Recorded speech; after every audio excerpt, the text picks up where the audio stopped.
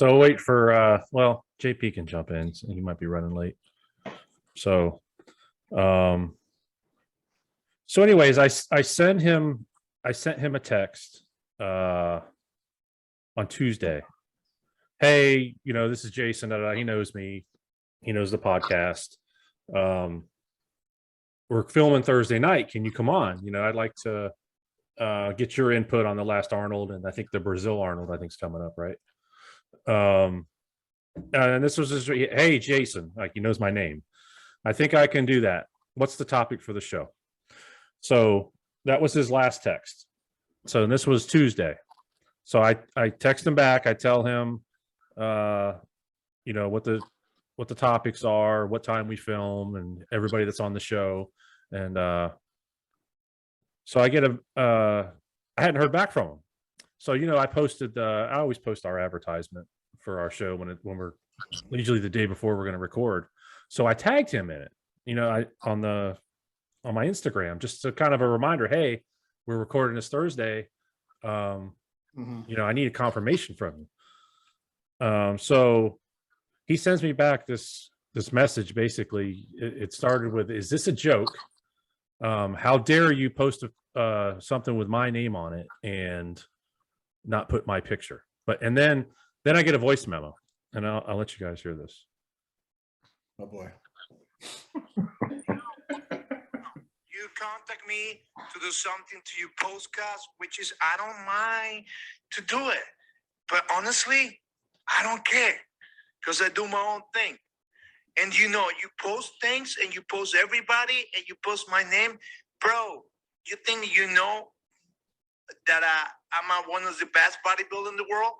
So you don't know, or probably you're going to trying to put me down and they say, okay, I'm going to post all those guys. I was better than all those guys.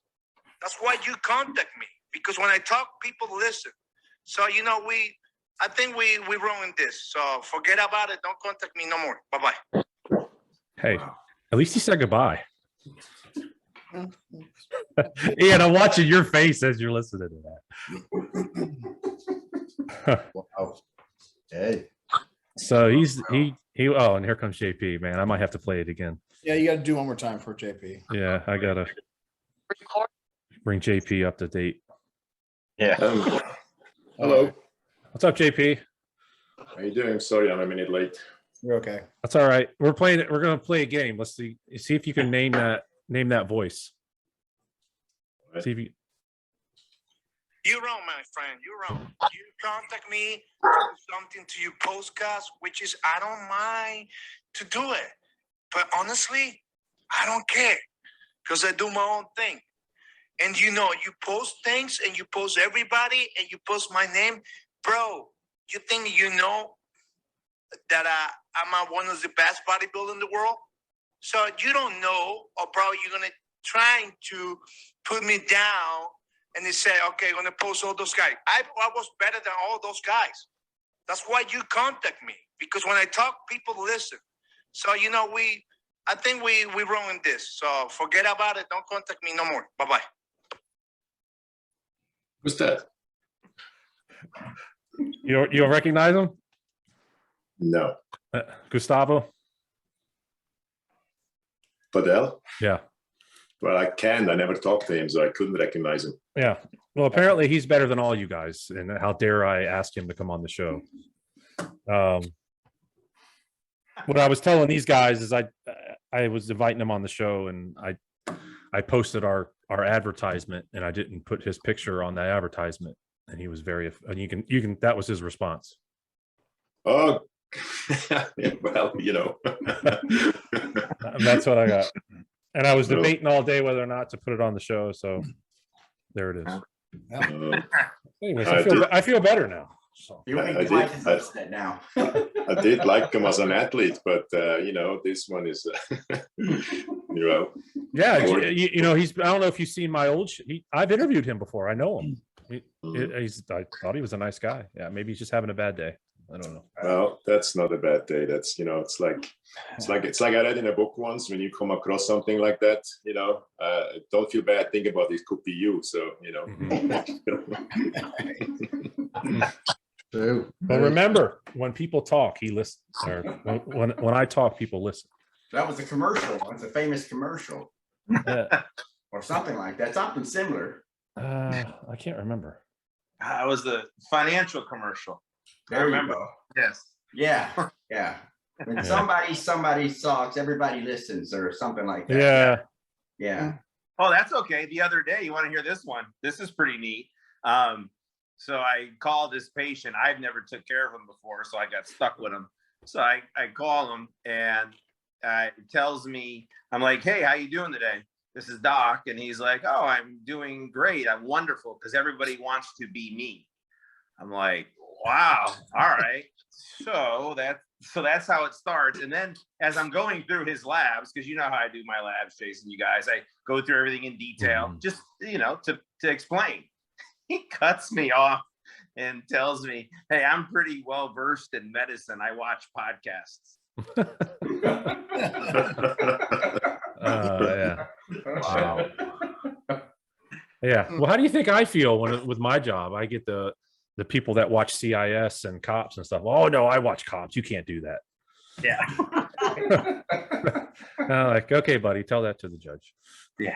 I thought that was cool. I'm well versed in medicine because I watch podcasts. Wow. And if it was that easy, I just would have done that instead of spending $500,000. Cool. I messed that all up. Jesus. Wasted your time. Mhm. Yeah. I'm not that smart, obviously. Shit. That's like saying I'm a higher skilled electrician because I watch YouTube videos.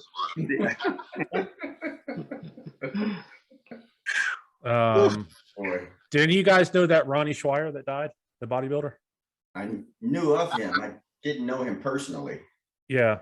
I guess Yeah. John knew him because he messaged me. He was asking about him. I guess he was he's kind of like Palumbo, where he got second a couple times at the Nationals, Yeah. but never got his pro card. Right. So Why are you mentioning him? What's the deal here? he passed away. Oh, I'm sorry. Ronnie Schweier is his name. Let me see if I can. I recognize him, but I've never I come was- across him. I was kind of hoping we have a week without somebody passing. I mean, Well- it's Asking a lot. Yeah. Yeah. yeah. Yeah, I think he Well- died. I think he died of cancer. Wow. Okay. Yeah. What was he, about 55? 57. 57. Okay. Yeah. Yeah. Well, I'm working extensively on my health. Thank you, Jason, for going through my blood results. Oh, yeah, absolutely. Yeah, I lost 8 pounds. My blood pressure is now between 116, 120 over 80, 79 over 83 in the morning. Yeah, That's beautiful. Good. Absolutely. a long way from 150 over 102. Yes, sir. Yeah. Yes, So, yeah, I mean, using the bike a lot. I do a lot of sprints. They couldn't start to take my blood yet. I've got an order today. I'm supposed to do it twice a week for a little while. Yes. And today I went to the place, and the insurance didn't come through, so they called me back tomorrow. So the guy, how you call somebody who deals with that? Is an oncologist, or what is he? Usually, yeah. A lot of times you go to either what's called usually a hematologist or oncologist will be the Yeah. one that will So kind he of was- set that up. He tried to scare the living hell out of me. So wow, I mean, he had this. He got me into his office, and he had this big demonstration on a big board. I mean, he meant well. He really liked to hear himself talk, the guy. I can tell you that. So he started all about genetical disorders and the stem cell, and then I might have kidney cancer, and they said, yeah, but in your case, it's probably just testosterone. I said, wow, this is quite an introduction he has here, So he was all about but how many doctors disagree with him about going off the testosterone, versus not. Jason, I think we talked about that briefly. Yeah. So I just don't. You said I should still take half of it or so, but that's what I'm kind of doing right now. So I feel fine. So Once you start doing those therapeutic blood draws on a regular basis, that number is going to come down. and then you stay on just a regular schedule, it will keep that number there. I mean, all that's happened is that you never had it done. It built up, it spiraled out of control, and that's the number you're at. I just had a gentleman this week who he hadn't done it in a while, and it spiraled out of control. Now we have to clamp down on him. So probably the next 4 to 5 months, he'll do quite a few of them, but it'll go back to normal. But see, there's the thing though. Sometimes you get these, the first thing they want to see, oh, your blood's really thick. Oh, you have cancer, you have polycythemia vera, you have some genetic disorder. I just did testosterone.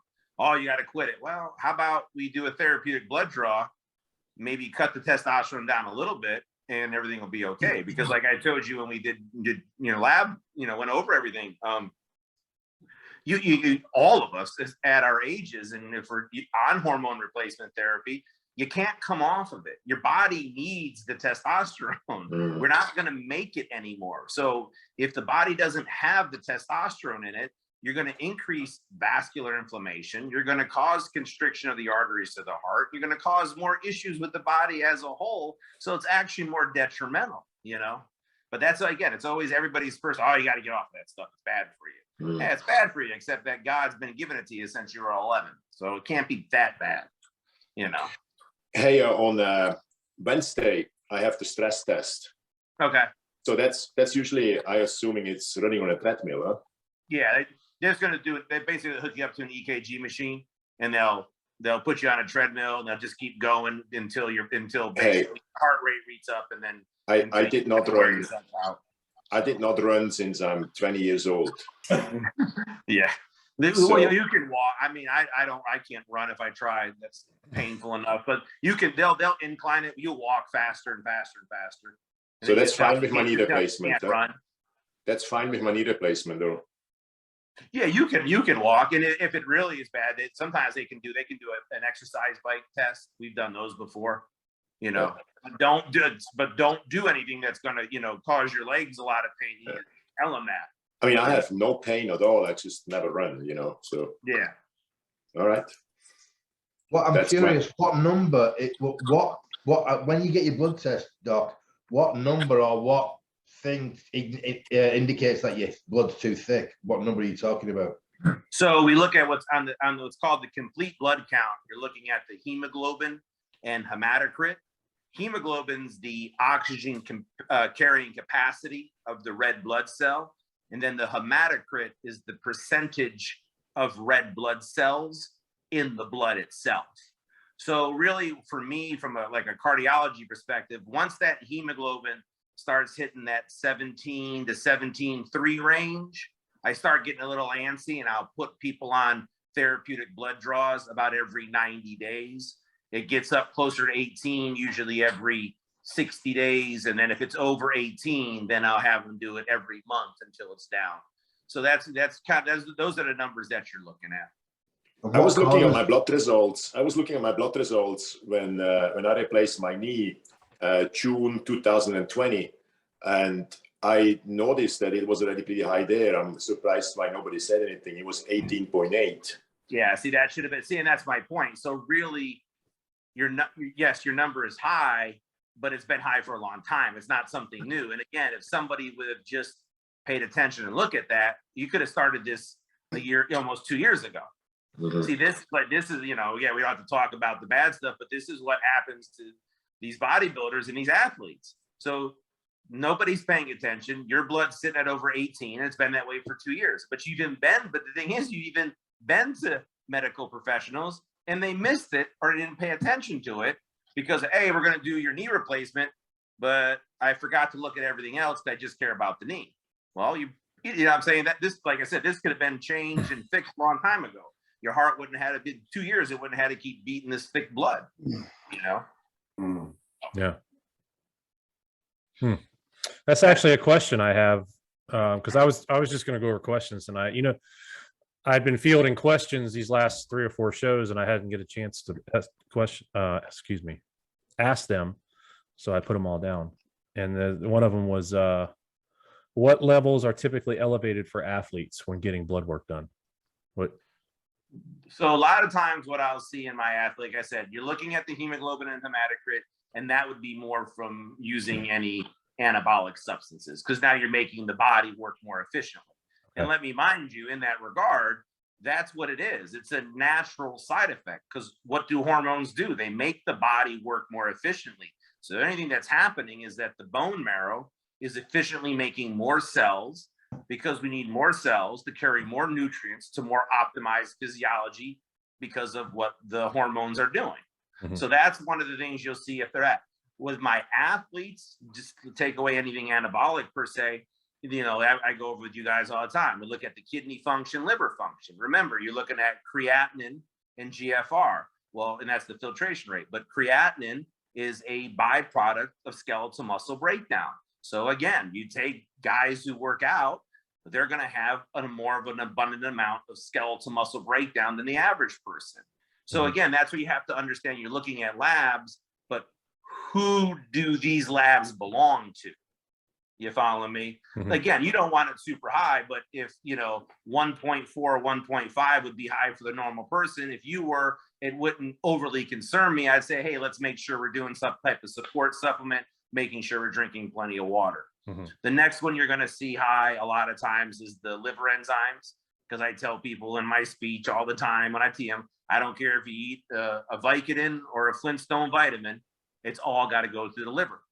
Lactic acid, skeletal muscle breakdown, supplements, good, bad, or indifferent, it's all going to get processed through the liver. Well, the same difference. As your body becomes more physiologically optimized, you're asking these other organs to work more efficiently. So you got to feed them. You know, it's like having a Lamborghini and putting 86 octane into it. Not going to run good. So those are really typically the things that I see from from an organ perspective. As like I said, is the liver, the kidneys, and then the blood perspective. And those are my really my three things that I'm really most concerned about, because all the organs are those, you know, liver, kidneys are filtration, detoxification, and relatively important. They begin to fail, now we have big problems. So does the blood thickness affect the blood pressure then? Does it make your blood pressure go up? Ultimately it will. Ultimately it will. So kind of same difference. And I use it, it's like turning on a hose and letting just pure water run through it, or turning on a hose and having syrup run through it. They're gonna have more, long term, more back pressure. Then the heart has to work harder. And then what happens is now the heart gets bigger, you know, and then what happens as the blood's moving slower. A lot of times when the blood's thicker, people will say, you know, I feel more fatigued. When I'm working out, I get a little more winded, not shorter breath, but like I don't have the endurance. Well, of course, because if the blood, which is responsible for carrying nutrients and everything to the tissues, going there slower, the tissue's not able to work as good. Second of all, when you're getting rid of the biochemical waste products such as lactic acid, skeletal muscle breakdown, carbon dioxide is not getting out of the system as quick because it's being traveled in this thicker blood. That's what ends up happening. That's why the athlete or the individual is like, oof, they don't feel as good. They do one of the therapeutic blood draws, and usually within the day or so, they really feel a lot better. Why is my blood pressure so good now with this high hemoglobin levels? Well, you remember kind of what we've always talked about. Even though the blood's thicker, your vascular system, so that your arteries, the endothelium is healthy.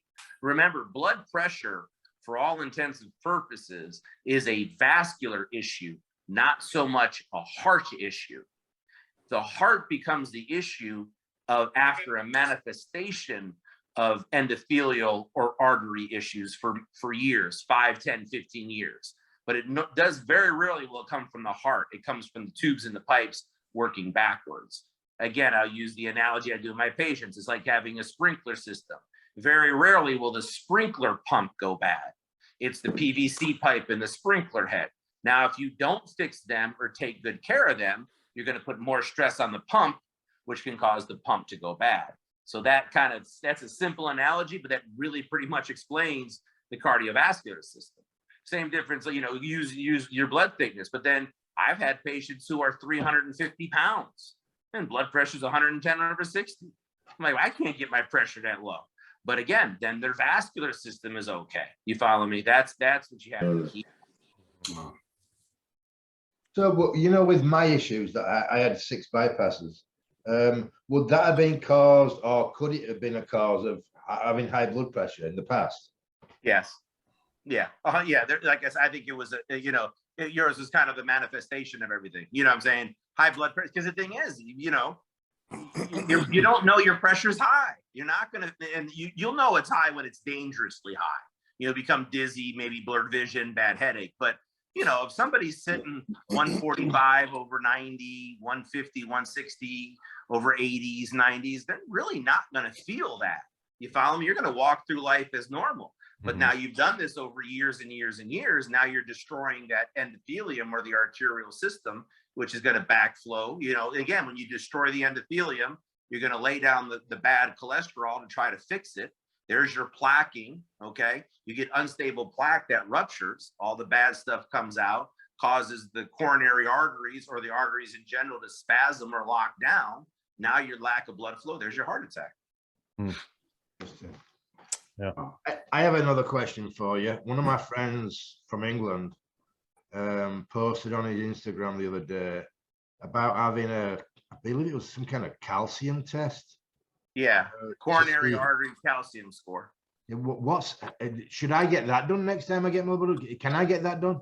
It's like a CAT scan. It takes like 5 minutes to do. Yeah, you should every year. And if you need me to order it, your cardiologist should order it. But if you need me to order it, I will. It's every year. I'd like to do it. Just see. Oh, and is that the same? I saw another a guy called Lieberman, Dave Lieberman, I believe, and I remember him from when I used to compete. He got something done at a college, and it was free. He raved on about it was free, but some kind of CT scan looking at his calcium. That's what it is. So the coronary artery calcium score is an actual CAT scan. Right. It's looking at the coronary arteries. So so it's not blood work. It's actually a scan. No, you actually have to.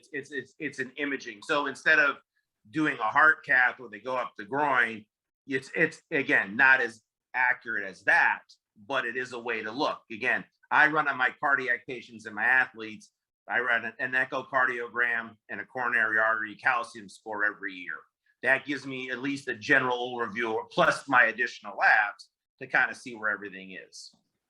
How does an angiogram differ from that? Because I know I had an angiogram when I first went in.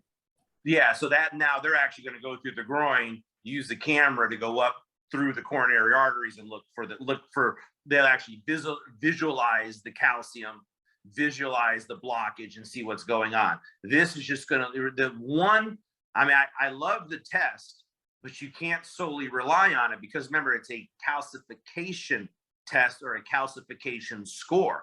Remember, calcification means hardened calcium. It doesn't account for soft calcium. So again, if somebody has a number that's moderately high, it could actually be a lot worse because it's not picking up the soft calcium. Where when you do the angiogram, you're going to see that. What about when they do like an ultrasound of your heart to see its efficiency? Do they see that too? No, what they're doing there, they're looking for the blood flow out of the heart, which is called the ejection fraction, or the amount of blood that it's expelled with every beat of the heart. Right. We're looking at the musculature of the heart. So like for heart failure, see how big in size the heart. Then you're looking at the 4 valves, looking to see how, if they're making sure they're closing properly, or if they're not closing properly, as well as we're looking at what's called pulmonary pressure. Remember, you have your blood pressure out, but you also have your blood pressure in your lungs, and that's a very low pressure system, usually about 25/10. So they're looking at, they look at the pressure, they're looking at, that's when they do the ultrasound, that's the echocardiogram, that's what they're looking at. Right. Okay. Good to know. Yeah, I think I might give you a call in the next couple of days. Just call me. I'll order it for you. Awesome. Thank you, Doc. Isn't it great having our own doc? Isn't it awesome? Yeah. I feel very privileged. Yeah. I tell you, when you have a show and you're like, well, you don't really have any topics about, you just bring the doc on. There's always something to talk about. Yeah. It's an education for all of us, really. Isn't it? I mean, you know, where does bodybuilders? Where does dumb bodybuilders? I mean, it's great to learn science of the actual body, not just, you know, protein and building muscle. I mean, the body works as a whole, not just not, you know, to build muscle. Everything else has to be in good shape, otherwise you're kind of screwed. Well, I think that's kind of been the platform of this podcast, is just kind of keeping people healthy. Yeah. So External and internal. Exactly. Yeah. Which is why I'm proud to be part of it. I'll be honest with you, because it needs Doc, to be. I'm looking through my appointments, the ones coming up. You know, I told you about the stress test, and then May 17, EDCC, transthoracic, echo full. Yes. Yep. So, is that normal that there's such a long time in between the stress test and that? Unfortunately, yeah. That's medicine in America, you know, in scheduling and insurance, and you know, it's pretty pretty rudimentary at best. They don't move very quick. Yeah. My poor stepfather, my mom's husband, he was. You guys saw you know, on not YouTube, excuse me, on Facebook. I asked because he's been on the kidney transplant list for over 7 years, but then he came down with bladder cancer, and so they had to treat him for the bladder cancer, and then he had to go back to oncology to see the status of how the cancer was, but they had to wait 6 weeks to go in to see how the cancer was doing. Wow. I mean, so the chemotherapy was barely as long as the wait to see if the chemotherapy worked. So Wow. Jesus Christ, if it didn't work, they just had 6 more weeks of cancer growing. You know, again, sometimes this stuff just it blows my mind. It's just ignorant. Yeah. They want to make sure they get paid. Oh well, yeah. Yeah. I'll switch. A lot of these are medical questions, so I'll switch it up a little bit for some of the other guys. Yeah. Ryan, you can answer this because I ask you about this all the time. Can you take powder supplements during prep, creatine, pre-workout, etc.? If so, when should you stop? Of course you can. I mean, typically, depending on the supplement, I don't stop ever. I mean, I'll keep all the way up to the day of the show. I mean, and like what I'm like, not pre-workouts. I mean, I'm not a big pre-workout guy anyway, as far as like stimulants. Really don't do a bunch of like hardcore stimulant pre-workouts, as you know. Yeah. But creatine, I mean, that's a kind of a staple. Yeah. I think there's this belief of powdered supplements, and correct me if I'm wrong with guys, that it's going to make you hold water. No, not necessarily. That's specific to the individual. Now, if I'm working with somebody and they're having a water retention issue, then I'll do a process of elimination. Take a few things out at a time until we find the culprit. But I mean, typically, no. I mean, I don't believe in changing much throughout the prep. If what's working, you don't change like the last week or two. I mean, I take artificial stuff out Friday before the show. That's it. Artificial sweeteners, yes. I don't like doing a lot of artificial sweeteners towards the end as well, because some people do, depending on the individual. Now, I mean, I've worked with several people that have digestive issues from the different artificial sweeteners, and just by removing that, they start dropping weight. It's crazy. I mean, you keep protein powder in on prep, or do you replace it with like food protein? I do. You keep it. You keep it, JP? Yes, I do. Okay. I mean, I have athletes. They're not really big into any. They just like eating food, you know. But I would say 90% of my athletes there, other than Friday before the show, the loading day, I just want clean food only. I would say in the loading phase, completely, I don't take protein shakes there. But other than that, I keep it all in, yes. Yeah, same with me. I pretty much keep a good solid whey protein isolate throughout the whole prep. I mean, a lot of them I base on the mistakes I used to make. You know, I used to be so hard and great, and then I did all those changes 2 weeks before. I switched to solid food only, and then we all talked about my mess with the salt and water, and so that's just not necessary. You look great during prep. What usually stores water is, certain steroids, of course. You know, they have to be a little bit changed the last 3-4 weeks before the show, and too much carbs and being fat. You know, that's what holds water. Now, JP, you train a lot of women, and this isn't one of the questions, but just for everybody watching, like protein powder and creatine and stuff, is that okay for you? Absolutely. Okay. Absolutely. I mean, it's just creatine. What I've seen in studies, it can get you up to 5 reps per set. Right. Okay. Yeah. Yeah. So it really helps. I've experienced that. Let's see. What is a good supplement for? Well, here's another about women. What is a good TRT for women? Maybe the doc answer that. From so I had a very good attending GYN when I was in school and training, and when I replace my female hormones, again, a lot of times you'll get your OBGYN docs who just give them either birth control, which is synthetic hormones in general, or they just replace their estrogen and progesterone. But remember, I mean, those two hormones keep women physiologically stable and uterine health so that they can have babies. You follow me? That's pretty much what it is, ovarian and uterine health per se.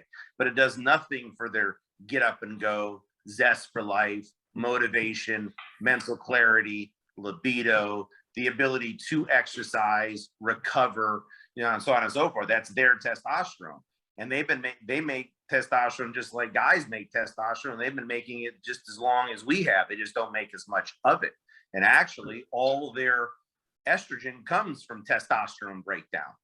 Pretty interesting to know that fact. So I have literally no issue whatsoever putting females on testosterone therapy. Now, again, you start very conservatively and slow, because with women, again, you can overshoot a guy by accident. It's not going to be a big issue. But women are very fickle. So you start them slow, you build them up to where they're tolerable at it, and they love it.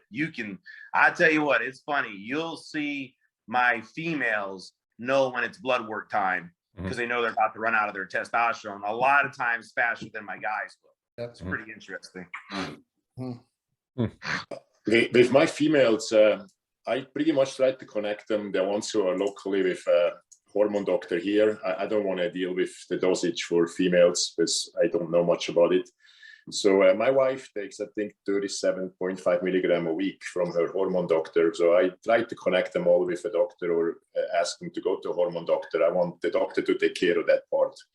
Of course, I do the rest of the cycle, and not the testosterone part. But they're all on testosterone pretty much, like the doctor said. But where I get a lot of my females real quick is, that's when I started my practice. Man, that's why, like I said, I love being with you guys and coaches and people who really care and know what's going on, because, man, when I opened my practice, the women I was getting were just shot out because I think the coaches, for all intents and purposes, were just doing the same thing they did for guys to maybe cut the dose down a little bit. I mean, I had women coming to me who were on substantial amounts of DECA, EQ, Anadrol. I'm like, and then on top of that, a lot of them are all shot out because they're using tons of Cytomel or T3 to lose weight. I was like, man, you see, I get these 33, 34-year-old women who didn't turn pro, who were on somebody's coaching team, then they got dropped because they weren't winning anymore. Now I got this young female who's just hormonally shot out. You know what I'm saying? So yeah. The issue I have with thyroids and my female, it's incredible. I was in shock how much thyroids they took or take long before they even met me. So I have a really great bikini pro right now, and I did not even know she's on any thyroid hormones. So she can't get the weight off. It's about 4 weeks out of the show. So I'm always in touch with her husband. I don't really make any decisions in that regard without him, because he's pretty knowledgeable. So I asked him, I said, look, we should probably consider taking 25 microgram of T3 the last 4 weeks. So he got back to me and said, oh my God, she's on 50 microgram for a very, very long time. Should we go to 75? And I didn't quite know how to answer that. And I said, no, that's a little much. I did not even know she is on anything. What do you think? 75 is a lot, huh? I mean, yeah. I mean, my thyroid shot, I take, and so, I'm 200-pound male. I take 50 mics every day. Yeah. You're talking a female at 75 mics.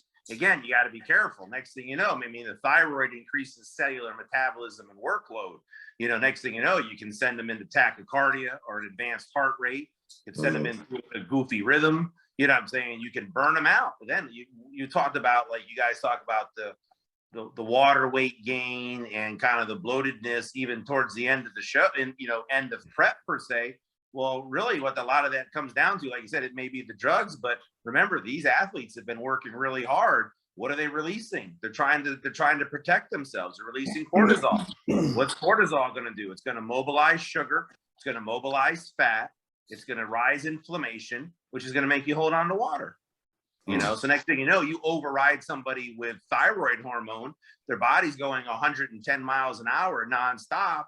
You're going to burn them out. They're going to get bloated. You know what I'm saying?Ey're not going to feel good. And then, like I said, you're stuck in this, this conundrum where you're working harder than ever, but they're actually looking worse.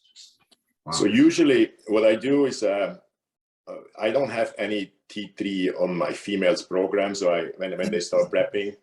So once we get stuck, when it doesn't go anymore, then I put 25 microgram of T3 in it for about 4 weeks, but I want them to get a blood test first. And mostly not more than 4 weeks. But another question I have is, it's very well kind of known, or all females pretty much take Novodex during their prep. They always say the lower body ties up more. What do you think about Novodex in females? I'm okay with it because, and again, this is all going into like the last 3 to 4 to 5 weeks of the show. You know what I'm saying? Because remember, estrogen as a more dominant female hormone will cause water weight gain, will give a smoother look. You know what I'm saying? So I'm okay with, Jason knows this. I'm not a big proponent of estrogen blockers in general for guys or girls because from the vascular protection that estrogen provides. But in a short term, situation based on like a show, I'm okay with it as long as, like I said, that's where my part comes in afterwards. But you have to, because again, if you're holding on, remember, depending on what medications or drugs they're on, not only if you're not blocking the estrogen, how much more of these drugs are converting into estrogen. And so it's counterintuitive to what you're trying to do by pulling this water weight and getting them on a harder look. You're keeping them more soft and smooth. So the 8 weeks I usually do 10 milligram a day is too long. Yeah, then no, I mean, I'm fine. Novodex again. Now Novodex works different. So like your Novodex is what's called a SERM, which is a selective estrogen receptor modulator. Like your anastrozole or letrozole, those are true aromatase inhibitors. And so like the aromatase inhibitor, the aromatase is the actual enzyme that's going to take and cleave off the estrogen from testosterone. So blocking that, you're going to keep that conversion of testosterone into estrogen. The SERM, or the selective estrogen receptor modulator, isn't going to block the estrogen break. It's going to block and work on the receptor level, either turning off the estrogen receptor or turning on the estrogen receptor. But it's not a true inhibitor of the transformation of testosterone into estrogen. Okay. Let me see. Somebody was asking me about andro test. How come you don't ever hear about it anymore? I don't think you can find that anymore, can you? I haven't seen it in a long time. I think Jose Canseco ruined that for everybody. I had a couple people make comments about Bonac and the gyno. Can you explain, Doc, what gyno is to people that don't know, and what is the procedure for that? So, you kind of have two forms of gyno. You'll get to where the actual, the gland behind the nipple, you'll get the estrogen deposition. It will quote unquote calcify. And that's where you'll see like that, like that they do hands overhead abdominal, or anytime that you see like that $half knot kind of underneath the nipple. Or what you can get is you can get an estrogen buildup in that same area, and then it makes the nipple look puffier. So you kind of have two forms.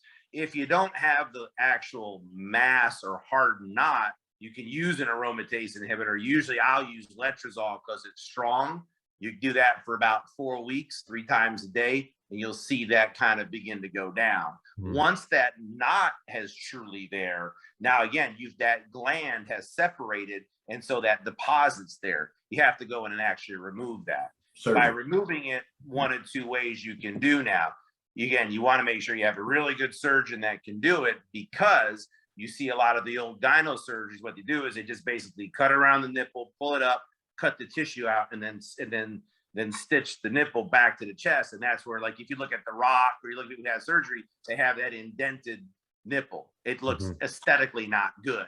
So a lot of times what you can do now, what I've done is we use very intense cannulas, and we'll go in from a liposuction place and basically just grade out that fat into chunks and then go back in and suck it out.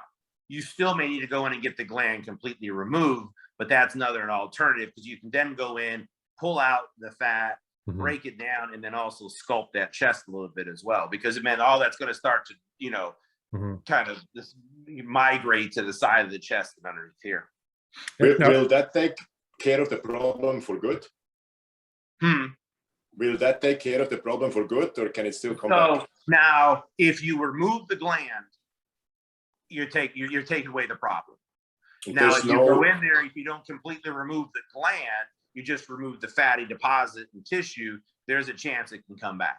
So there's no negative to removing the gland. It's just positive. No, not on our end. So no, you're fine with it. Like I said, just if you don't have a good plastic surgeon doing it, who, again, same difference. We talk about you had your knee done, but they completely missed the fact that your blood was thick. You see what I'm saying? You can have a good plastic surgeon, but they may do, breast augmentations and tummy tucks.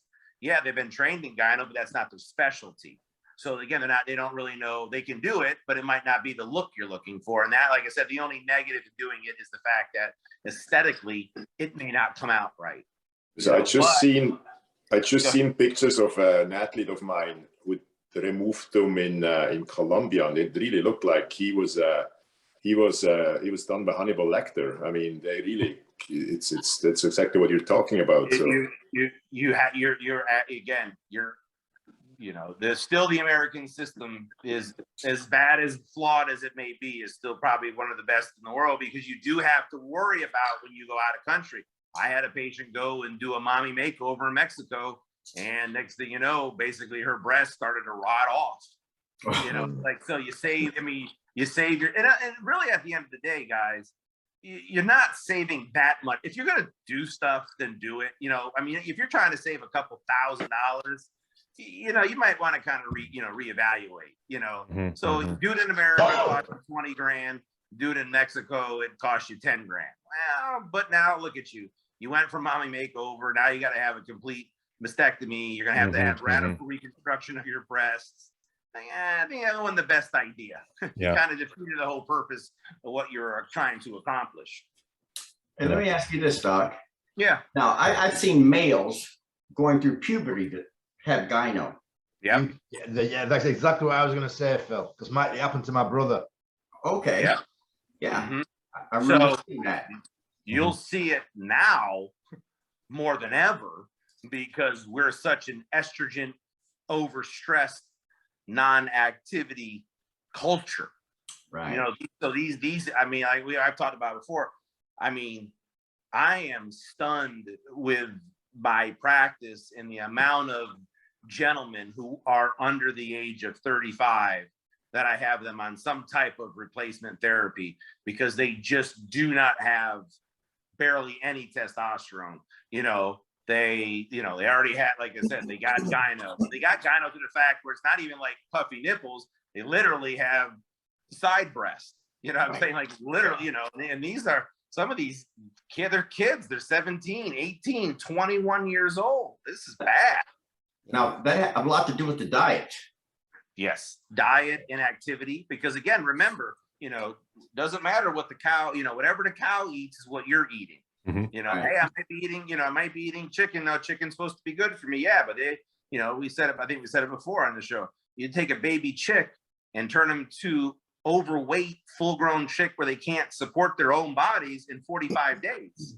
Well, how do you make something? Again, you don't give them tons of steroids being like testosterone. because that's going to make the meat tougher. What do you give them? You plump them up with estrogen because it's going to be a fattier, tasteful meat, and you're going to blow them up. And you give them antibiotics, and next thing you know, now these young kids are eating like that. Even like the bodybuilding, you know, like you just talked about, you know, with the eating and the diets, you know, you're eating 5, 6, 7 times a day. Well, where is that chicken coming from? Where is that coming from? Because unless you bought your own cow and had it slaughtered and put it in the freezer, you know, you're at the mercy of wherever you're getting it from, you know. Sure. So when the chicken in packages says no hormones, means like no estrogen they put in it, correct? It's kind of like, remember, and when it says it's organic, like on a farm, and I forget, don't quote me on this, there's a very small portion of the farm that has to be organic to call it organic.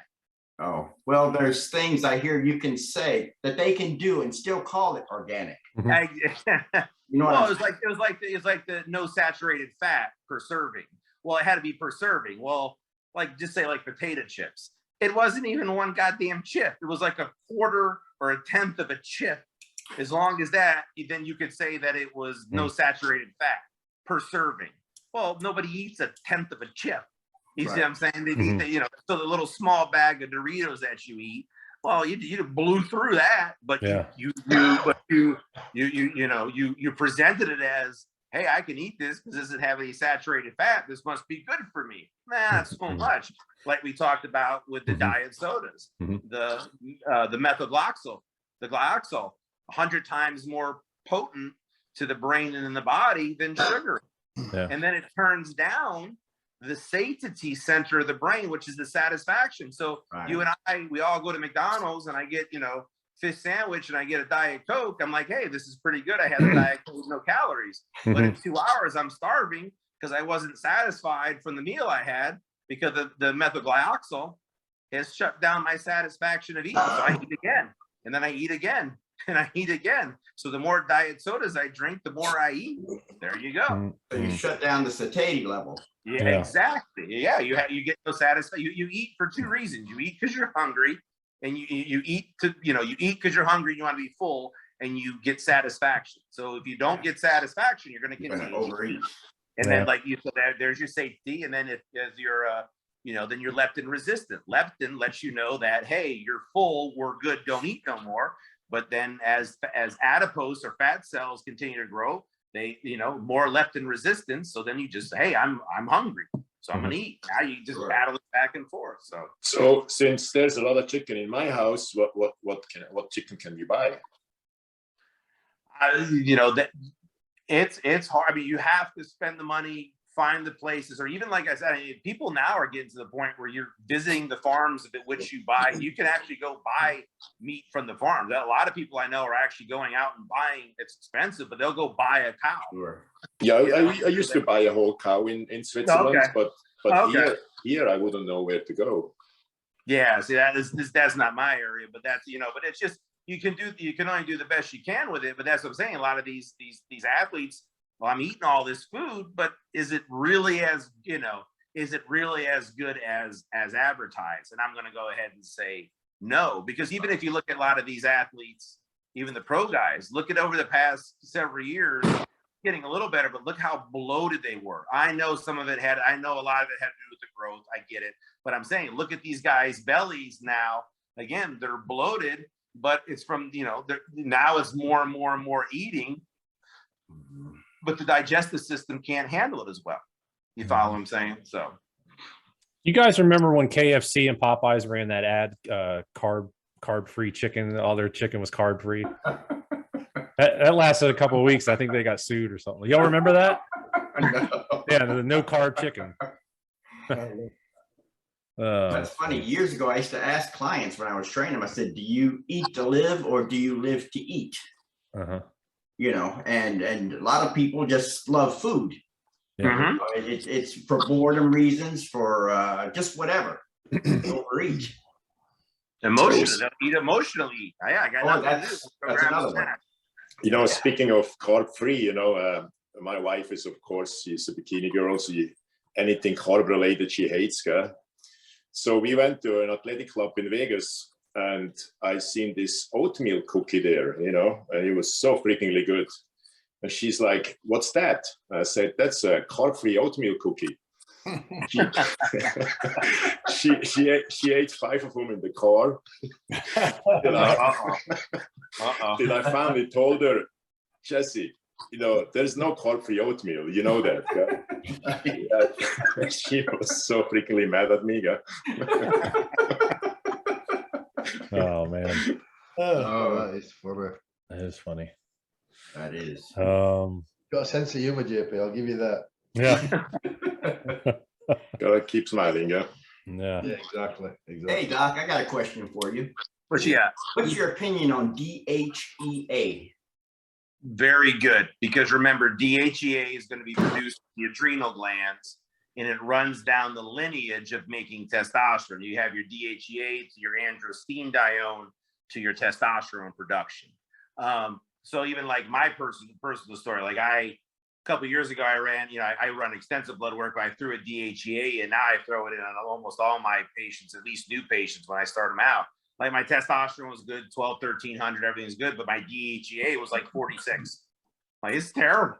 And really, so like I said, it's another way of optimizing adrenal function and hormone function. So no, it's vitally important. Vitally important. I take 50 milligrams a day. That's the limit, correct? Yeah, right around 50. Yeah, because again, it'll convert into estrogen. Right. That's where it's good to give now, like I said, it's good to give women for general overall health. But now, please don't get me wrong. Even though it works in the lineage of testosterone, very rarely do I see it significantly raise testosterone at all, if at any bit whatsoever. It's more of a physiological functionality than anything else. Okay. Good. Let's see. I know this one's going to turn political, but are COVID vaccines related to the bodybuilding deaths? I don't think there's any evidence, is there, Doc? It's not 100% evidence, but again, not to bore with detail, but again, it's going to cause, the vaccines. And I have anecdotal dose with patients who've gotten the vaccines. I've run their blood work, and all their inflammatory markers are through I had a husband and wife who had low inflammatory markers on one of their follow-ups. And then the very next follow-up, 90 days later, both of their inflammatory markers were skyrocketed. And I'm like, that's really odd to see two things. I said, what's changed in the past 90 days? Did you guys both get sick? Did you both get injured? Why? Like, oh, we got vaccinated. Both of them got vaccinated. And what happened? And then the 90 days after the vaccine, their inflammatory markers went down. So what I'm getting at, I've said it a million times and I harp on it, is inflammation. So from a vascular perspective, if we have these underlying issues with inflammation in the vascular system, and now you're introducing a vaccine with, again, all vaccines, you don't know every chemical that's in them, induces inflammation, it can exacerbate the condition. Do I think it's a direct cause? No. Correlation, good, high potential, yes. Okay. All right, I'll switch to I got a couple competition questions, so we'll get to that. Who is the biggest threat? And it's the two people. Who's the biggest threat to Bumstead and Rami this year? Who do you guys think? Well, if Rami comes in 100%, I don't think there is a threat. No? I don't think so. Well, which he only did twice in his life, so so we'll see, but well, and then in his defense, he won without being very great last time. So now I saw, especially in Boston, that Bonac has a pretty bad hernia, and I think he's fixing that right now. So I hope this is going to go back to normal in this short, there's not a lot of time afterwards. And what often happens if you come back too early, we saw that with Phil, it just opens up again. So I wouldn't be surprised if he's not going to compete in this Olympia, because in Boston, it was even more visible than the week before that he has a hernia. But he did mention on stage that he has to fix something. I think that's what he was talking about. So him with flat stomach, I think, would be the biggest threat. you know, I mean, we'll see what Nick does this year, you know, but you know, and then is there still Hardy? So it's just the usual names. I think. Do you think Curry, Brandon will ever get his title back?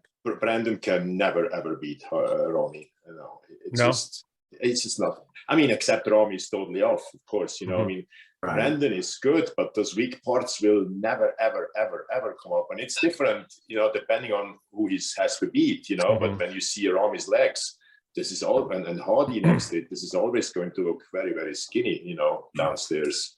So as much as I love his physique, I mean, it's great. I don't think so. So you think Brandon's going to kind of be a Dexter, like a one-hit wonder? Well, I wouldn't say one-hit wonder. He won 2 Arnold's Classic. He placed second at the Olympian out like twice. You know, I mean, this is not a one-hit wonder. Absolutely not. But it's just the lower body prevents him from winning more than one title. And I so hope I'm wrong. You know, he trained a week in Palm Springs. He's the nicest guy. He's a wonderful guy.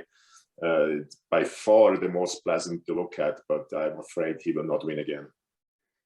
It is a very leg dominated, you know, today's bodybuilding. You know, it's just like compare that even with the 90s. You know, I mean, it is questionable what looks better. I mean, I still think the physiques in the 90s, 80s looked way better with the smaller legs. But now, I mean, even when you go to a local show, I mean, those guys have legs. It's just not normal, and Brandon just doesn't. Anybody else an opinion? I think if Brandon came in like dry as a bone and sliced, I think he could have a chance. I mean, I think Rami's legs are too big. I think they spoil his symmetry. I mean, he's not a very balanced, he's not a very symmetrical aesthetic bodybuilder anyway. He's a lump of muscle, but I think his legs literally are too big. Yeah, oh, absolutely. But, you know, for as big as he is, his midsection is really good, actually. No, I don't think. I mean, he's blocky, but look at the size of the guy. I mean, you know, but like you, I think I prefer Brandon's shape. I prefer how he's put together. But I understand what you're saying. His legs do look weak when they're stood next to Rami. I don't think they are weak. I just think they're not as ridiculous as Rami's are. You know. Yeah, you know, you can be one, but you happen to fall to 1B. Because 1A is just so over dominant, you just nothing you can do. So, absolutely, yeah. And Brandon, Bonac did get kind of his legs back, you know. So gotta have to credit him on that. Yeah, pretty thick, though. I've never seen a bodybuilder with an ass as big as Bonac. Well, he's 3 foot tall. Don't forget that. Yeah. His glutes are ridiculously big. He's like a horse, man. Yeah. It literally looks like a horse's leg from the side. It looks like somebody standing behind him. Yeah. How tall is he, Bonac? Do you know? Looks like 5'4", maybe. I don't know. Well, I would say he's probably about 5'6". He just looks so short compared to the other guys. About 5'5". And unfortunately, is he 5'5"? 5'5", 5'6", in that ballpark, I believe. Okay. Let's see if I can Unfortunately, find the bigger he gets, he doesn't need to do that. He looks blockier. Yeah. So, you know, if he brings his taper down and gets... It's kind of how, I mean, it's sad to talk about, but who really could beat Rami, and it saddens me to even mention it, is Sean Roden. Yeah. Oh, could have. He's actually 5'7". Okay. And he's 39. Okay. He's taller than I am. He's a pretty tall guy then. Yeah. Yeah, Sean, you're right. Sean Roden could. He had the legs, guy. He had the legs to stand next to Rami. Yeah. Sure. Yeah. I agree with that. Definitely. How about Bumstead? If there's no health issues, Uri or whatever his name is. No. Urs. He has no arms, Urs. It's like terrible. I mean, I don't know why nobody says anything. I mean, it's like beyond weak. So you got to get those arms up first to even pass a roof for a diesel, you know. So yeah. And I don't know if he can. I know he's very young, so we'll see. Yeah. Do you think Bumstead's going to run it for a while? I mean, I keep hearing of health issues or injuries, so I don't know what the deal is with that. But in the comparison, I don't even know what's different on his body because he's so big, you know, for the weight restrictions. That just tells that just shows that everybody is so different, guys. I mean, I have guys, they would be perfect. They're smaller than him. They would be perfect in that category, but they're 20 pounds off the weight, you know. I feel like they blurred the lines with Classic. I think Classic started out as more streamlined, more like a Frank Zane physique. And I don't think Bumstead is that anymore.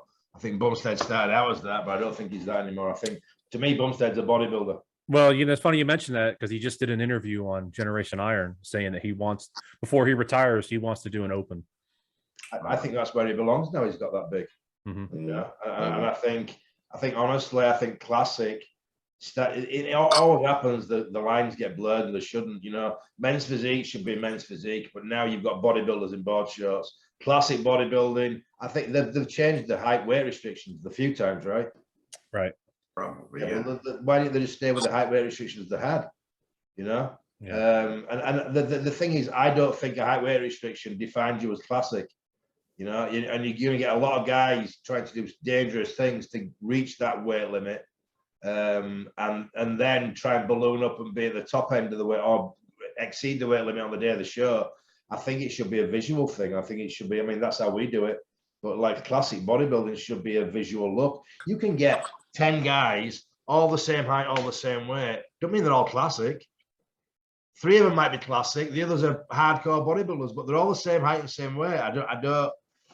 I think it's kind of, the goalposts get moved every year until these goalposts are now merging with the other goalposts, and it's all merging into one big thing. And it's, but that's my type. That's my rant over. I apologize, guys. That's no, it looks that way though. I mean, again, people, you start out with a let's use the word smaller guy or better physique, but what does it turn into? Now they just turn out to be bigger. Then, like you said, they end up migrating out of, you know, like I said, if they're physique, then they go to classic 212 open. Yeah. You know, they just keep getting bigger, you know. Again, and that, you know what, that's just the testosterone guy thing. I'm not going to be 180 if I can be this, and then I'm at this, well, I got to try this. I mean, I'm saying it in fun. It's ego, like, okay, if I can win at 212, what would I look like at 230? You know, so like you said, the lines get blurred because, man, you really Classic, because Jesus, you're really, really big and don't have classic lines now, but you fall into that. You've decided to do that, or you fall into that category. But what happens is, just like when Dorian came in, if the judges reward that look, then everybody, myself, JP, you chase that look because that's what's winning. So that's what you need to do to achieve, you know, to achieve success in whatever class you're looking for. Then again, you know, the most classic physiques in history of bodybuilding, I think it's like Barry DeMay or Bob Harris. They could have never made the weight. They were far above the weight. And that's kind of what classic should be. So I don't even know if it's that great of an idea to even have a weight limit. I don't think it is. I think it should be visual. I think it should be a complete visual. You know, like you say, you've got Barry DeMay, Bob Harris, Flex Wheeler. That's class. I mean, bodybuilding, but you don't get any more beautiful lines than Flex Wheeler. But you know, like you say, it's Francis Benfato, another one. You know, Steve Wisbar. If Steve was on tonight, Steve was a really just a beautiful physique, put together beautifully. But you could get a load of guys at the same height, same weight as those exact bodybuilders, but they're not classic. Doesn't mean it's how it's distributed. It's how your bone structure's put together. That makes it classic, not your weight. Yeah, I agree. I guess we might as well mention the 212. Sean, anybody going to beat him? Wow. Derek Lunsford's Derek's the main guy, isn't he, for that one? Derek, Derek won last year, right? Have you seen the new update pictures Sean or Matt Jensen posted yesterday of? Yeah, that was unbelievable. Can you pull that up, Jason? Go to Matt Jensen's page. Have you guys seen Clarita, the new updates? No, I mean, he looks like an absolute, like. Yeah, he's not going away easily. That's for sure. No, I mean, this guy's like they're coming at the Olympia very, very seriously. They're taking we all know of this one with him in the living room. Quality issues, you know. So yeah, Sean Clarita by himself. It was just posted like a day or two ago. That's it. Wow. Holy crap. Yeah, but The Derek Lex Lunsford's almost- going to be hard to beat, man. Derek Lunsford looks incredible. I mean, there's no. Derek Lunsford just put together in a ridiculous way, don't you think? I agree. No, I Oh, agree. absolutely. Yeah. But Derek, even last year, he's still very soft in the shoulder and chest area. Yeah, Yeah. you're right. You don't He's know got to what be he- to the point where Lunsford to the point where it's going to be a struggle for him to make that weight. So will it be more of a detriment having to come down all the way? I mean, That's Brett. true. trying to suffer down to make the weight every year is going to be tougher and tougher each year. And he's very big right now too, Yeah. Derek. Yeah, he's a big Looks guy. enormous right now. Yeah, I've seen a picture of him on St. Pete Beach. Yeah, there you go. That one in the blue top. I mean, look at the size of that. Wow. Yeah, that's big. I think he I'm wondering how much he weighs here. probably got to be at least 250s, 260 How tall is Derek? Doesn't say. because he's like 5'7" himself or something in that ballpark. 5'7". I mean, we can probably it's pretty fair to say that those two are clearly ahead of the pack right now. By far, by Yeah, I far think in the division. Yeah. Is Flex? Do we know if Flex Lewis is doing the Olympia this year? Yeah, you just took the words right out of my mouth. He hasn't confirmed it yet. He hasn't. No. I think he could be a serious contender. I mean, he's a freak. Absolutely. Yeah, absolutely. See if he's posted anything. I gotta see him one time at least next to the big guys first, but from what we've seen in the past, these pictures a few weeks before the Olympia, there's nothing which says he couldn't be the open winner. I agree. No, Completely. no, I wouldn't put it. I wouldn't count him out. No. Absolutely not. No. Mm-mm. Yeah, he hasn't Does he posted. have to anything. qualify? No, they're supposed to be giving him an invite. Oh, okay. Good. I Mhm. think he's earned the right to compete. Yeah, I would say after what, 6 7 times. 212 titles? Yeah, 7. I think he's earned that right without a doubt. Yeah, 7. Wow. And we hardly mentioned when it comes to the Open, the 4th and 5th place of last year, they're not gonna get weaker either, Hunter Sure. and Nick. So Nick, no. I think you never know until you see what they bring on the day, right? Yeah, that's true. absolutely. I think when we discuss this, we're really discussing bodybuilding politics, aren't we? Because I'm just being honest. I mean, Uh-huh. we're discussing the prediction, which is politics. I mean, if Yeah. you actually took all of this out, threw it all in the bin, all the speculation, and actually judged physiques as they walked out on stage, it'd probably be a completely different ballgame. Then you'd actually be judging who brings the best package on the day of size, condition, everything.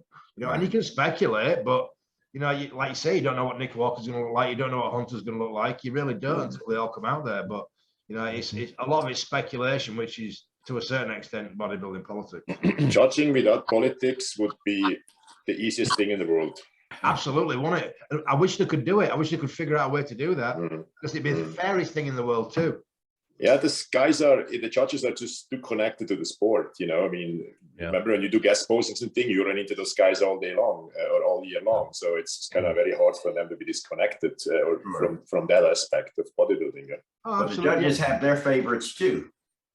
Well, when I was competing, you'd get top athletes, top athletes that were getting judged by certain judges, and that athlete would be guest posing for free to one of the judges' shows, saving him about 20 grand, 30 grand. So who's he going to vote for? I mean, it's all intertwined, it's just all intertwined and it's wrong. It should be best person on the day and that's it. And Why don't you see guest posing anymore? Wow. why don't you see guest posing anymore? Yeah. Because they give 30 pro cards out at a show, so they don't have to pay a guest poser. Yeah. Well, I mean, seriously, I go to a think lot of the about shows this. here in Florida. I never when you see look them. at the local show here now, I mean, who is going to watch the shows? I mean, the bikini and girls, they bring probably their families, their friends, and or the people in the gym. Same with the physique athletes. Nobody is going to go because a big bodybuilder is guest posing there. Where I think back in the days we went to certain shows because we knew a certain guy will be there and guest pose. So it's just, I don't think that the organizers see the benefits of paying between $2,000 and $5,000-$6,000 for a guest poser. Yeah. tell you what else has happened. There would be a time back then in the 70s and 80s where you'd never see these guys except the magazines. Yeah. So if they made an appearance, it was rare. You only had a few pro bodybuilders. So I drive myself as a teenager to a seminar or guest posing 3, 4, 5 hours away because you really wanted to see these guys. Yeah. Yeah, just like what Ian said, it's like now everybody's a pro. You've watered it down. I mean, and same difference, like you were saying, like Jean-Pierre was saying, is these shows are so dominant in like I said, in bikini and things like that. I mean, you're talking now. Remember, bodybuilding was it.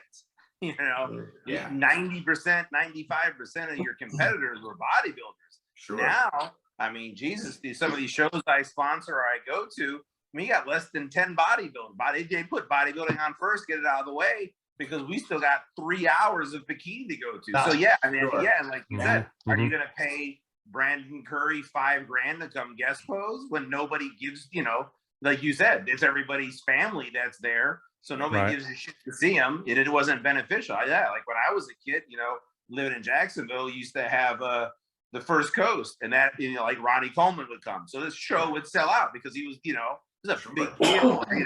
Like when I grew up with Dexter, so if he guest posed or I mean, it was a big deal because you would get a big name, and it was really something exciting. Now it just, like you said, so it's so watered down.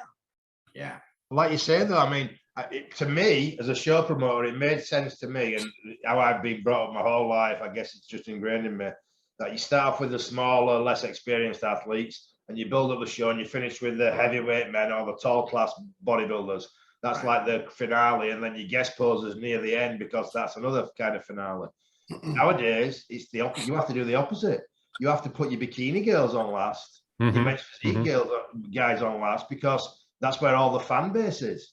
Wow. And if you put your bikini girls on first, half the audience will leave. Then there's nobody to support and watch the bodybuilders, which is backwards, but it's true. Unfortunately, it's true. I know it's crazy, isn't it, Phil? It is crazy, but absolutely. You're right. That's what it's like.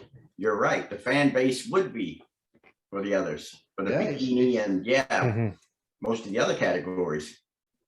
Ian, how come you never had your own with the PCA, like the Ian Harrison Classic or something like that? You ever thought of that, or is it because you're the president you can't do that?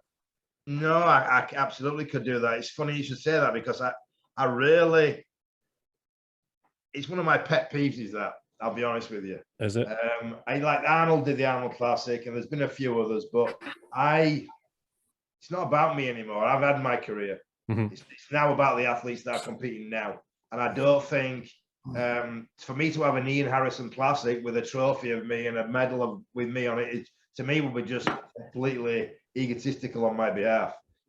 I've been there. I've had my career, and I've got good experiences for it. But I'm going to use those experiences to try and make the shows better for the athletes now.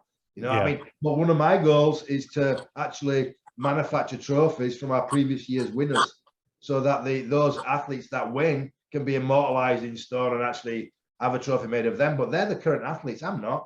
I've been there and I've done that, and I've competed at a high level. I'm proud of what I did, but it's not about me anymore. It's about the athletes now, and that's why. Okay. I'm just curious. I never asked you that before. All right. I got a few fun questions. I figure I'd ask people, ask me different questions, so I figure I'd ask everybody one. What your favorite workout music? Mine's I like listening to the Beastie Boys when I work out. So, Beastie Boys. We know you're probably Phil Collins, Ian. So AC/DC, mate, all day long. AC/DC. So Ian, you're AC/DC. Doc, what are you? Pantera. Pantera. Yeah. Yeah. Some of these young guys, they don't know who that is. No. Out. Phil. Oh, Miles Davis, Pat Metheny, Foreplay, Bob James, Jean-Luc Ponty, jazz, basically. Man, you're throwing some curveballs out there, man. Oh, I didn't even know half of those were. Yeah, Stanley Clark. So you're a jazz listener when you work out, huh? Yes, sir. That's interesting. I grew up in a jazz family. I had an uncle who was a famous jazz musician. So I started listening to jazz when I was about 5 or 6. Yeah. I was hooked on it. So when you go hardcore, you put like Louis on or something like that? No, Miles Davis would be. Miles Davis, one of the main ones. Just one of them. There's quite a few.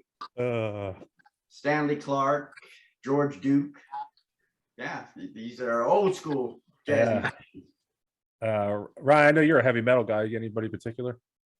No, not really. It would go anything aggressive or anything angry, because I always like training when I was training angry. I don't know. I'm the nicest guy. I have like not an angry bone in my body, so I always had to have something like aggressive going in my ears to just help drive and push me. But all right, so all right, JP, you're the mysterious one here. You're gonna shock everybody. Yes, I will. I want no music. No music, huh? No, I mean, I remember Gold's Gym, where you just hear the weights, I don't want any music. And if I train in my in-laws country club where I'm alone with the big TVs there, I put on Fox News, so okay. I would never put headphones on or anything like that. It just bothers me, it's just, well, what if an airplane hits the building? I don't even know what the hell is going on, guy. I never wore headphones. I would never. I'm not that coordinated. It's just something that'll screw up and I end up getting hurt. So I lift the weight and the headphone falls off and I'm trying to find it and I drop the weight on my head. And I want no part of, you will never see me with a hoodie like focusing, and I know when the set starts I have to focus, but I want to talk to people. And if I see something, I'm not the kind of type. I mean, maybe it's changed a little bit the last couple of 3 weeks before the show, where I get a little bit more introvert, but I want no music. I want to talk to people. I don't mind when there's like some news on or so, but I don't like music in the gym. I noticed a lot of women do podcasts, I think, when they work out. I noticed. I got a question for Ian and JP. You guys ever train at World Gym when Jogo owned it? No, it was in Venice? That was before my time. Before you were, okay, yeah. One thing how old I am, for God's sake. Oh, that's true. I'm sorry. We're going back to the 80s and late 80s, early 90s, maybe. Now, he had no music in the gym, which was cool. Yeah. And that was before headphones and, but what was the other thing you used to carry around the waist with the CD player in there? Walkman. Walkman, yeah, that was probably before that, or just around the time that started. The other day, there was a huge fight in my gym. Some guy who was kicked out found a way back in. You need a key fob to get into our gym. And the guy was screaming like crazy. The whole gym was upset. My wife was on the treadmill. And of course, she had no clue. When I told her later, hey, what? Did you hear that? Oh, what happened? This is unbelievable. I could never train like that. I want to know what's going on around me.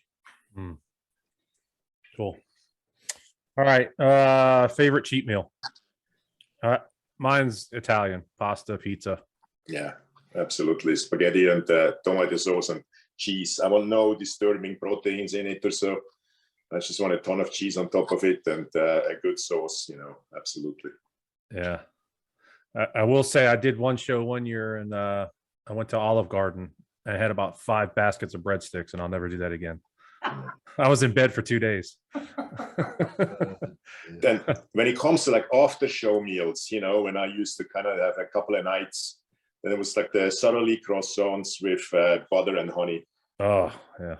I'm on prep now. You can't talk about that. Doc. Oh, definitely Italian. Chicken Parmesan and meatballs. And then Budweiser. Phil.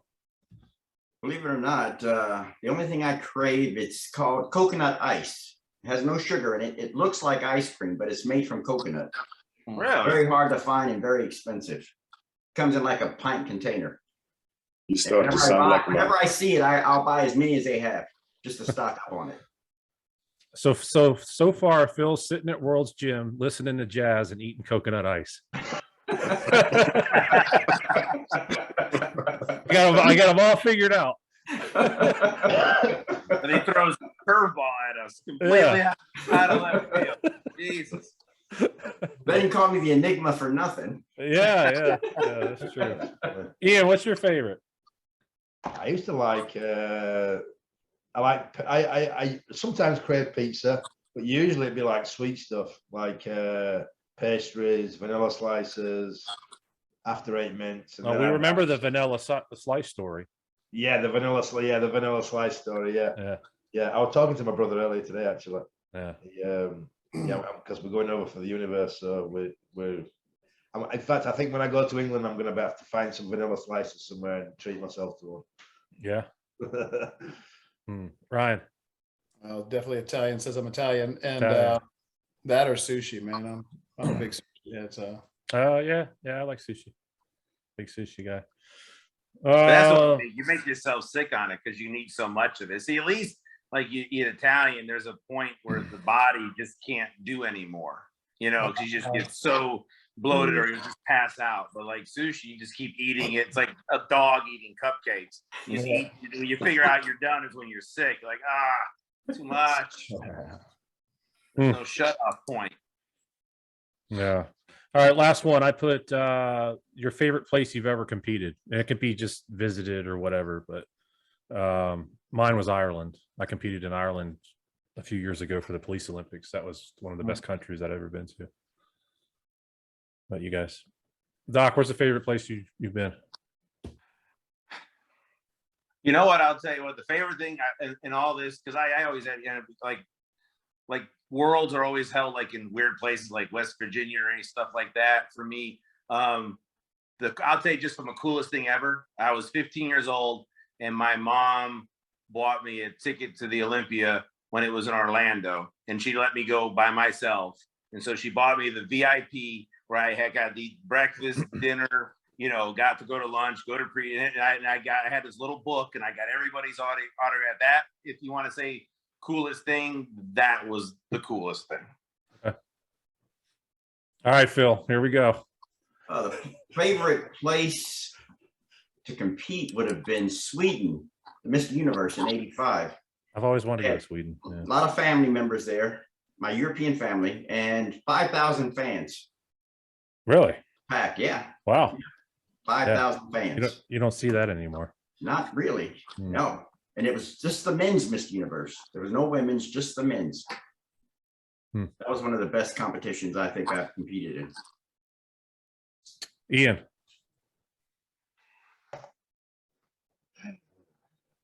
Favorite place? Well, I'd say my favorite place to compete is somewhere that I never actually competed in. I just guest posed there at shows. But Australia, Gold Coast. Okay. No, that could be good. That could be it. Yeah. I would say Australia. Yeah. Was Lee Priest there when you were there? Or? No, I guest posed with Leela Bride and Sammy Ioannidis. Okay. What city, Ian? Do you remember? It was Adelaide, that one. Adelaide, gotcha. Yeah, but I was all over the place. I mean, I did a month tour of Australia right after I turned pro at 20. A supplement company took me out there, and I think it was the same year Lee Priest turned pro. Actually, Lee Priest won the World Championships that year.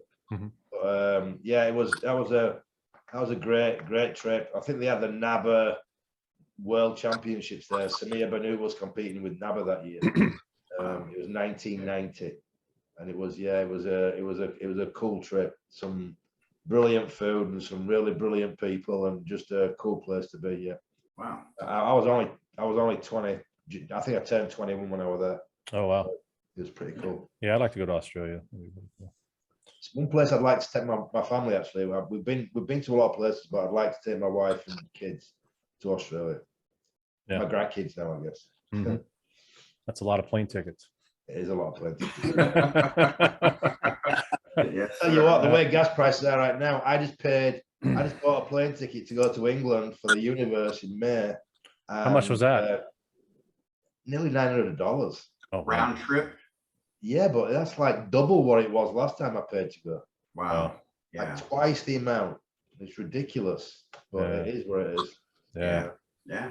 Ryan. well, when it comes to competing, man, I hated traveling to compete. So my favorite shows to compete were the ones that I could drive to. So anywhere in like South Florida, if I didn't have to get on a plane and take all my junk and all my luggage and all my food, and I was good. So I mean, that always made it the competing part pleasant. So I mean, traveling around to the shows, I hated it. So I would the closer to home, the better for me. Yeah, That's true. so Miami's where you got your pro card, right? Yeah. Guest posing, Ryan. Did he guest pose in other countries? Not in other countries, no. No, just some local stuff. I mean, I came at the end of the when I turned pro, like I said, it was towards the end of the end of the guest posing appearances. There wasn't too many, so I did some local stuff, and that was about it. And Just share. yeah, well, Yeah. Wow. JP.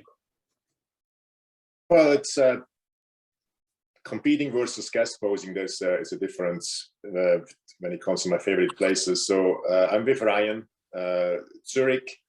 It was the second week, 96 European tour. You know, the poor guys were all hanging around in a hotel for 4 days.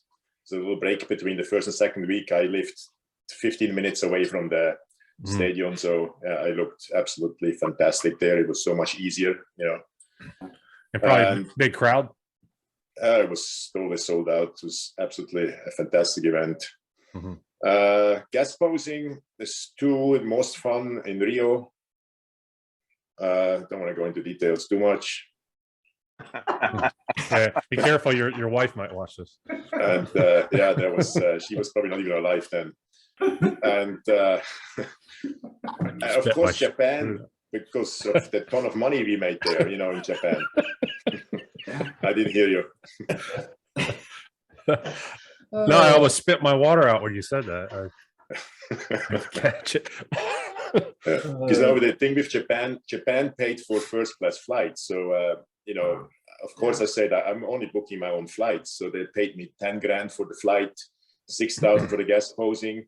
And I made about 3 or 4 grand on selling cards. Yeah. On 2 events there. So, you know, you can make 20 grand there on a weekend. Sure. So, of course, I have good memories of that.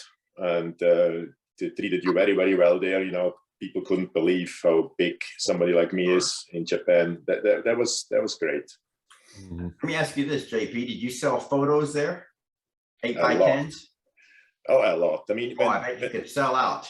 Yeah. You had pretty much, you know, when there is 1,000 people, sure. 800 bought your card. Exactly. Yeah. You know, yeah. And I think that the money, they also had a lot of money there. You know, I remember a 1-bedroom apartment in Tokyo was like 10 grand a month or so. So a $20 card is not going to hurt them much. And then they drove me also to a supplement store, where I sold a ton of cards there. But I made 20 grand in 1 day there. So yeah, that has to be one of the best memories. Yeah. I got to tell you a funny story. I remember, I don't even know what year it was. I think it was 95 when I did the Arnold Classic in 95. Me and Lee Priest were booked to go to Hawaii to guest pose the day after. So we both went to the airport, and you know, Lee Priest is kind of short. Lee Priest paid extra to upgrade to first class, and I'm sat in coach at the back. we both got off. I'm over 6 foot. He's what, 5'2", and he paid like an extra 3 grand to fly in first class. Then we got there, got picked up by a limo. You know, flowers around your neck and everything. Got treated like kings. Came back and he went back in first class. And I was giggling the whole time. Man, I didn't see much of Hawaii. The only bit of Hawaii I saw was out of the hotel room. I never went anywhere. Yeah. We landed, I guess, both the following day, then we flew back. And you're out of there. Yeah. Fortunately, a lot of places, I guess, pose in. I didn't get to actually see a lot of the. Yeah. You don't get to really enjoy it. No. But yeah. Well, when you said that they paid for your first class flight, that memory just came into my mind, and I'm like, why did you do that? Yeah. Why did he first class? Could have fit me in the old red locker, for fuck's sake. You know, we gotta get Lee on the show. I think that'd be a fun time. Oh yeah, good. Yeah. Lee don't give a shit. He'll say. Can you get him? Can you imagine Lee and Quincy together on the show? Oh fucking I'd probably get kicked off of YouTube. Yeah. Speaking of which, you know, that shows that was our highest show. Really? Yeah, it broke 1,000, 1,400. Yeah. Well, we're growing. So yeah. Yeah. This is a character. Break that. He's a character, isn't he? He's a Yeah. character, but he's very Yeah, he was honest in what great. he says. You know, he don't pull any punches. He just says it as it is. I like No, that. he's a fun guy. He's Yeah. a good guy. I like Yeah, that. he is a good guy without a doubt. Absolutely. Yeah, we'll have him on again. His ego left the building a while ago. He just says it as it is. Oh yeah, It's not all about Quincy. It's just about how it is life. yeah. There's a couple times where I'm kind of like this, where I'm like, oh shit. Oh, it's refreshing though, isn't it? It's refreshing. Yeah, I think it's refreshing. yeah, I liked it. I thought it was cool. yeah. I like that. Yeah. Who of the active younger guys could be fun on the show? Because I don't know really any of them personally. No, I mean I've reached out to a couple of them, but it's hard to get in contact. So Give me, if you know somebody who has something to say other than I'm eating protein all day, give me the names. I will try. okay. I think Yeah, the hard thing is with a lot of the younger guys, they're all playing that political game rather than just promoting themselves as athletes. Right. You know, they're all kind of kissing ass with certain people and seeing who they can associate with, rather than just branching out on their own and doing their own thing. And you need someone who don't give a shit like Luke. Yeah. DB.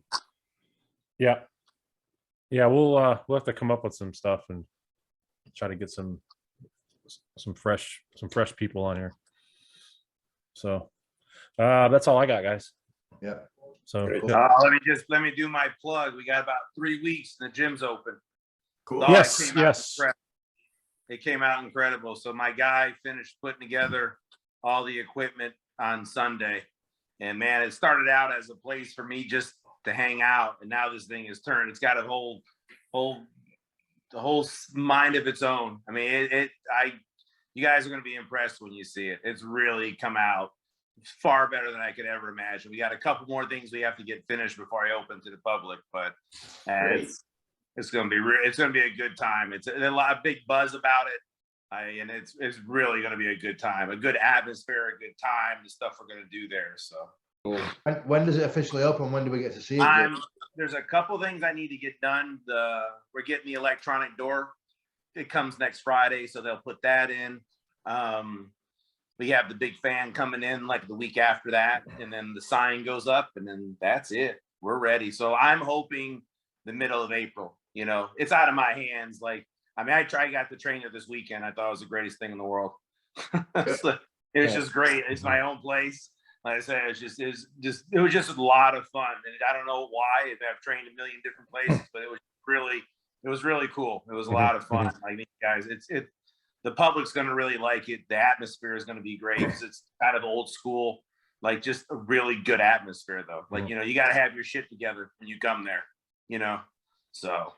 Well, I look forward to seeing it. I'm going to do a shameless plug now because we've got a posing seminar this Saturday in Palm Beach Gardens Crunch. So anybody that's listening that lives in that area down Miami way, Palm Beach Gardens, please come over and see what we're about. And then the following weekend we're in Orlando. I think Ryan and Jason, we're going to see you over there. Yeah. TFX. Yep. And We're Ian and I are talking about doing a spinoff to this show. It's a PCA podcast, and I kind of put something together here. I'll show you guys real quick. And it's strictly just PCA. Right here. It's called the PCA Cafe Podcast. And there's a good-looking guy on the left. Yeah. Which left? My left or yours? So I'm still putting some ideas together for it and stuff. So, but I think that's going to help us. We're going to have actually PCA pros on there talking in upcoming shows and prior shows, posing seminars. So we can get some good international athletes on there as well from England, Korea, if we can get some English speaking. I wouldn't even mind getting some IFBB guys that are former PCA people. You know, absolutely, yeah. Absolutely. Yeah, maybe Rachel will come on as well. Rachel Manuel. Yeah, that'd be good. That'd be cool. That's all I got. I'd like to do some contests. We need to put our heads together to help this thing grow. You know, put some contests together. Maybe I can get some Gaspari gift certificates, maybe a spot on the show. Maybe you can throw some PCA stuff in there. Ryan, you've got your products. You know, we just need to try to launch a couple of contests maybe, and it'll help all of our our stuff grow. You know what I'm saying? Yep, absolutely. I'm all about it.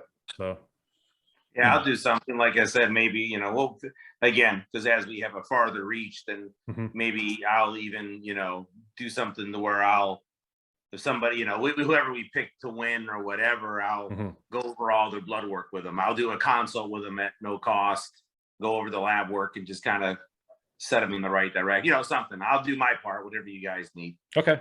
Yeah, we'll have to get together one of these days before the show. We'll all come in early and I'll write some stuff down and I'll work on it. So cool. Awesome. All right, gentlemen. All right, guys. Catch you later, guys. All right. Have a good evening.